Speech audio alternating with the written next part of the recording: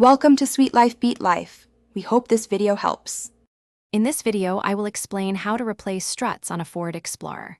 First, ensure your vehicle is on a level surface and engage the parking brake. Loosen the lug nuts on the wheel you'll be working on, then safely raise the vehicle and secure it with jack stands. Remove the wheel completely. Always prioritize safety by wearing appropriate personal protective equipment throughout the process. Now, let's get to removing the old strut. Carefully disconnect any attached lines, like the brake hose and ABS sensor wire, from the strut body. Next, remove the two large bolts securing the bottom of the strut to the steering knuckle. You might need a breaker bar for these. Finally, access the engine bay and unbolt the three nuts holding the top of the strut in place. With the old strut out, it's time for the new one. Carefully guide the new strut assembly up into the wheel well, aligning the top studs with the holes in the strut tower. Hand tighten the three upper nuts from the engine bay.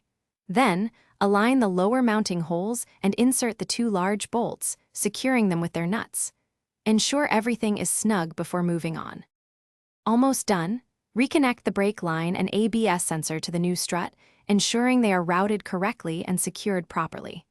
Double-check all bolts and nuts for proper tightness, referring to your vehicle's service manual for specific torque values. Reinstall the wheel, hand-tighten the lug nuts, then carefully lower the vehicle.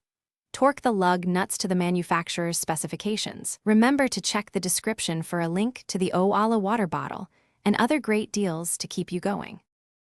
Thanks for watching. Consider subscribing if we helped you.